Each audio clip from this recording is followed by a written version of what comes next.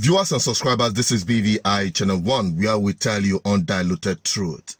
And it gladdens my heart to see lawmakers, politicians, and leaders within the southeastern part of Nigeria add their voice in the advocacy for the release of Nnamdi Kanu. It is really a welcome development, just like this one at the floor of the Federal House of Representatives.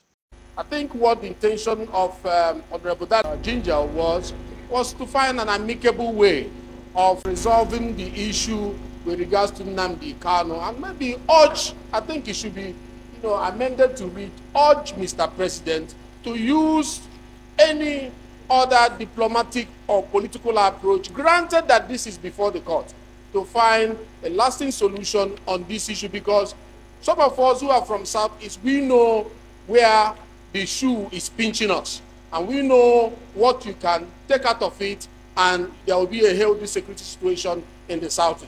So I urge that the amendment will be to urge Mr. President to use political intervention, diplomatic intervention, asking for his mercy to release Nnamdi Kanu, to enable that zone to find a lasting peace. Thank you very much, Mr. Speaker, for giving me this opportunity.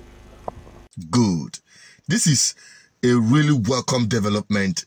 That is to show that, honestly speaking, the whole thing is really rattling everyone. And they believe strongly. I mean, most of these politicians believe very strongly, and general public as well, that the release of Nnamdi Kanu will bring about relative peace in the Southeast.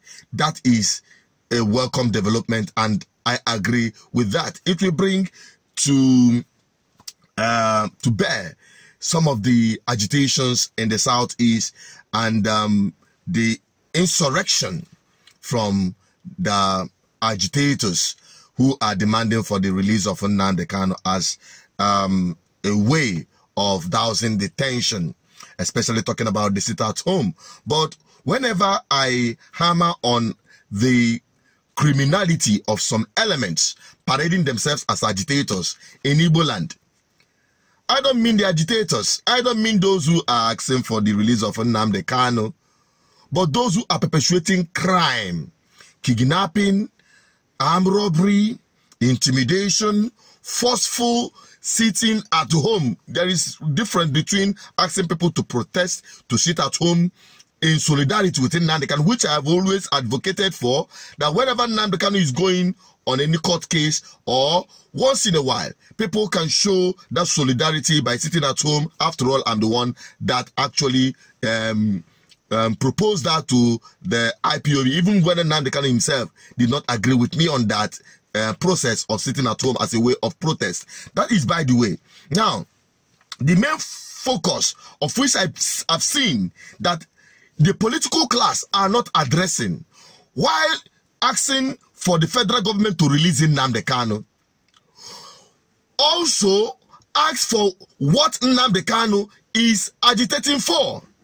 There are things that Nnamdi Kanu stood for, advocated against within the Nigerian context. Has it been addressed? How far has it been addressed? And why is it that some of this political class are shying away from the message and concentrating more on the messenger? That is the focal point of this video. Because when I say things, people will tell me, hey, I don't like Nnamdi Kanu this, I am not emotional. I say things the way they are, and I see things the way they are, not emotionally. How far have these politicians been able to address the issue of the message Nnamdi Kanu carries? Beginning with ban on open grazing, of which I had been in the forefront on the ban on open grazing. In the Southeast, how far? The Southeastern governors playing lip service.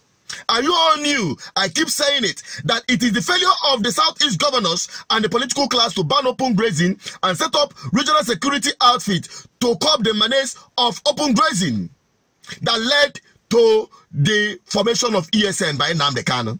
And boom, all hell was let loose. Every criminal started creeping out from different holes in the guise of ban of open grazing, in the guise of enforcing security measures in the Southeast. And that is why you are seeing all manner of things happening in the southeast. Check it yourself. Have they banned open grazing truly? For instance, in Anambra State, I keep saying it. I keep challenging the governor of Anambra State to sit up and enforce the ban on open grazing. When they were making the public hearing, I was there. I made my presentation. How far? You cannot just make law and keep it in the books and put it on the shelves. How does it have impact on the society? Who are enforcing the ban on open grazing? The other day I was just going through Nteje, and this is what I saw. Eva Ketabu Nteje. In any for no emblem is working. Katie and a bridge. In Ayanambogaba, if only and open grazing, that's what I'm saying. Okada very much active in Anambra State. Can they involve in enforcing the ban on open grazing? Or just lip service can they pay line in the southeast in putting a stop to this manage or open grazing? This is just the video I recorded yesterday, and the other time I published the one where cattle grazers openly graze even in the front of government houses. These are the issues. What about failed governance in the southeast? Joblessness of our youths who have become vulnerable people, readily available for all manner of criminal activities. How have you been able to address joblessness in the southeast? How have you been able to win the love of the people through good governance and not oppressive government policies and programs that have not reflected to the need or touched the lives of our people? How far have you addressed that? How far have you addressed the agitation of the people who are seeking equality, fairness within the geographical space of Nigeria, even the irreducible minimum of restructuring of this country to regional powers, where each region will have, a level of independence to pursue their aspiration and drive their development? How far have you been able to push that? These are issues that we should be addressing while we are saying free Nnamdi Kanu. Because bringing Nnamdi Kanu out alone will not address these problems. When you bring Nnamdi Kanu out, what about these issues bordering around bad governance and wickedness of the political class in the southeast? That is why Good Governance Ministry remains committed to this very task, to bring about good governance in our homeland and change the narrative. I'm also Nnamdi Peters. I'm only an advocate for good governance. Help me share this video if it represents your aspiration and opinion. I'm signing out. Please help me share this video. Drop a comment. I want to have your opinion on this. Bye-bye.